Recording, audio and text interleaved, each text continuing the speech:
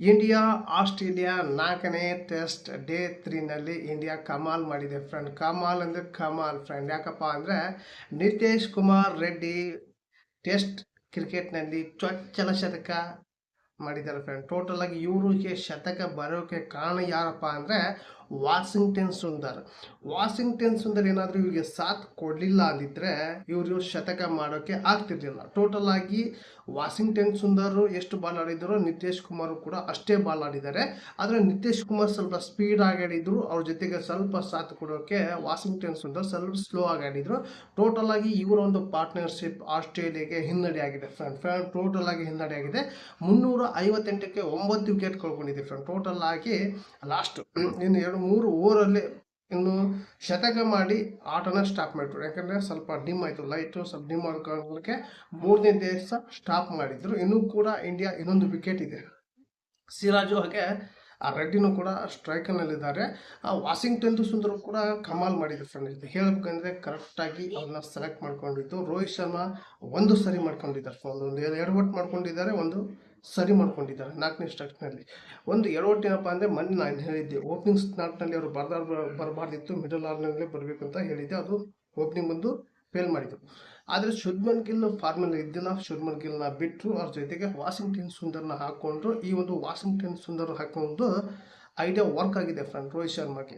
ಇದು ಒಂದು ವರ್ಕ್ ಆಗಿದೆ. ಹಾಗೆ ನಿತೇಶ್ ಕುಮಾರ್ ರೆಡ್ಡಿನೂ ಕೂಡ ಪರವಾಗಿಲ್ಲ, ಆಪದ್ ಬಾಂಧವ. ನಿನ್ನೆ ನಾನು ಹೇಳಿದ್ದೆ ಟೋಟಲ್ ಆಗಿ ಒಂದು 300 ರನ್ ಹೊಡಿತಾರಂತ ಹೇಳಿದ್ದ ಇಂಡಿಯಾದವರು. 358ಕ್ಕೆ 9 ವಿಕೆಟ್ ಕಳ್ಕೊಂಡಿದೆ. ಇನ್ನು ಕೂಡ ನಾಳಿನ ಆಟ ಕಾಯ್ಕೊಂಡಿದ್ದಾರೆ. ಬಿಟ್ಟರೆ ಇವರು ಚೆನ್ನಾಗಿ ಏನಾದರೂ ಬಿಟ್ಟರೆ 400 ಕೂಡ ಮಾಡೋ ಚಾನ್ಸಸ್ ಇದೆ ಫ್ರೆಂಡ್. ಯಾಕಪ್ಪ ಅಂದರೆ ಸಿರಾಜ್ ಅವ್ರು ಕೂಡ ಸಾಥ್ ಮಾಡಿದರೆ ಏನು ಹೊಡೆಯೋದೇ ಪಟ್ಟು ಏನಿದ್ರು ಇಲ್ಲ, ಕಟ್ಟಾಡಿಲ್ಲ ಏನಿದ್ರು. ಬೆಳಗ್ಗೆ ಒಂದು ಸೆಷನ್ನಲ್ಲೇ ಮುಗಿತ ಆಟ. ಅಷ್ಟರೊಳಗೆ ಎಷ್ಟು ಬೇಕಷ್ಟು ರನ್ ಹೊಡಿತಾರೆ. ಟೋಟಲ್ ಆಗಿ 410 ರನ್ ಕೂಡ ಟಾರ್ಗೆಟ್ ಕೊಡ್ತಾರೆ ಆಸ್ಟ್ರೇಲಿಯಾಕ್ಕಿಲ್ಲ ಅಂತಲ್ಲ. ಆಸ್ಟ್ರೇಲಿಯಾದವ್ರಿಗೆ ಇನ್ನು ಎಷ್ಟಪ್ಪ ಒಂದು 50 ರನ್ ಅಷ್ಟೇ ಲೀಡ್ ಆಗ್ಬೋದು ಅಷ್ಟೇ. ಆದರೂ ಕೂಡ ಈ ಒಂದು ಲೀಡ್ನ ನಾನು ಅಂದ್ಕೊಂಡಿರಲಿಲ್ಲ ಫ್ರೆಂಡ್. ಇಷ್ಟು ಟಾಂಗ್ ಕೊಡುತ್ತೆ ಇಂಡಿಯಾ ಬ್ಯಾಟಿಂಗ್ನಲ್ಲಿ ಅಂದ್ಕೊಂಡಿಲ್ಲ. ಟಾಪ್ 2ನೇ ದೇಶದ ನೋಡಿದರೆ ಎಷ್ಟಾಗುತ್ತೆ ಅಂದರೆ 64ಕ್ಕೆ 5 ವಿಕೆಟ್ ಕಳ್ಕೊಂಡಿತ್ತು ಇಂಡಿಯಾ. 64ಕ್ಕೆ 5 ವಿಕೆಟು. ಇವತ್ತು 358ಕ್ಕೆ 9 ವಿಕೆಟ್. ಪರವಾಗಿಲ್ಲ. ಇನ್ನು ಮಿಡಲ್ ಆರ್ಡರ್ನಲ್ಲಿ ಚೆನ್ನಾಗಿ ಬ್ಯಾಟಿಂಗ್ ಆಡಿದ್ದಾರೆ. ಜಡೇಜಾ ಆಗಲಿ,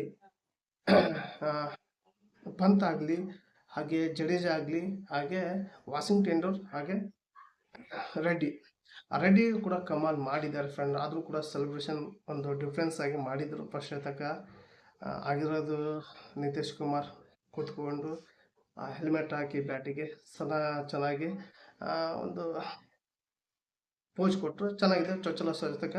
ಅದು ಕೂಡ ಇವರು ಇಂಡಿಯಾದಲ್ಲಿ ಕಾಯಂ ಸ್ಥಾನ ಇರುತ್ತೆ. ಮೇಲೆ ಇವರು ಪಿಕ್ಸ್ ಸೆಂಟ್ರ್ ಮಿಡಲ್ ಆರ್ಡರ್ನಲ್ಲಿ ಇವರು ಯಾವುದೇ ಕಾರಣಕ್ಕೂ ಪಿಕ್ಸು. ವಾಷಿಂಗ್ಟನ್ ಸುಂದರ್ ಅಶ್ವಿನ್ ಬದಲಿಗೆ ಪಿಕ್ಸು. ಅವರು ತಮಿಳ್ನಾಡಿನವರು ಅಶ್ವಿನ್, ವಾಷಿಂಗ್ಟನ್ ಕೂಡ ತಮಿಳ್ನಾಡವರು. ಅವರು ಸ್ಪಿನ್ನರ್, ಇವರು ಸ್ಪಿನ್ನರ್. ಈಗ ಅಶ್ವಿನ್ ಪ್ಲೇಸಿಗೆ ಇವರು ಕರೆಕ್ಟಾಗಿ ಸೆಟ್ಟಿಂಗ್ ಆಗಿದ್ದಾರೆ ಫ್ರೆಂಡ್.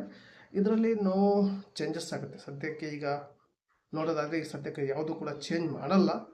ಮುಂದಿನ ಟೆಸ್ಟ್ನಲ್ಲಿ ಕೂಡ ಮತ್ತೆ ಯಾವುದೇ ಟೆಸ್ಟ್ ಬಂದರೂ ಕೂಡ ಚೇಂಜ್ ಮಾಡಲ್ಲ. ಚೆನ್ನಾಗಿದೆ ಪರ್ಫಾರ್ಮೆನ್ಸ್ ಆಗಲಿ.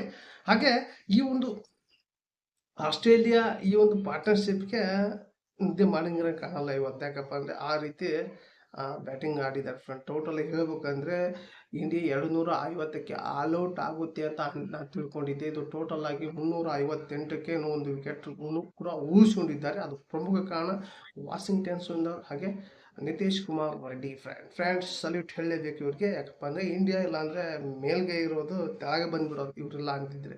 ಇವ್ರೇನು ಆಡಲಿದ್ರೆ ಚೆನ್ನಾಗಿ ಆಡಿದ್ದಾರೆ ಫ್ರೆಂಡ್. ನಿಮಗೆ ಅನಿಸಂತ ಕಮೆಂಟ್ ಮೂಲಕ ತಿಳಿಸಿ ಫ್ರೆಂಡ್ಸ್. ನಿತೇಶ್ ಕುಮಾರ್ ರೆಡ್ಡಿ ಚೊಚ್ಚಲ ಶತಕ ನಿಮಗೆ ನೋಡಿ ಏನು ಅನಿಸಂತ ಕಮೆಂಟ್ ಮೂಲಕ ತಿಳಿಸಿ. ಹಾಗೆ ಈ ಒಂದು ವಿಡಿಯೋ ಇಷ್ಟ ಆದರೆ ಒಂದು ಲೈಕ್ ಕೊಡಿ. ಹಾಗೆ ಯಾರೆಲ್ಲ ಫಸ್ಟ್ ಟೈಮ್ ನನ್ನ ಚಾನಲ್ ನೋಡ್ತಾ ಇದ್ದಿಲ್ಲ ನೋಡೋರೆಲ್ಲ ಒಂದು ಸಬ್ಸ್ಕ್ರೈಬ್ ಬಟನ್ ಪ್ರೆಸ್ ಮಾಡಿ ಅಂತ ಈ ಒಂದು ವಿಡಿಯೋಗೆ ಎಂಡ್ ಮಾಡ್ತಾ ಇದ್ದೀನಿ. ಮತ್ತೆ ಅಂತ ವಿಡಿಯೋ ಟೇಕ್ ಕೇರ್, ಬಾಯ್.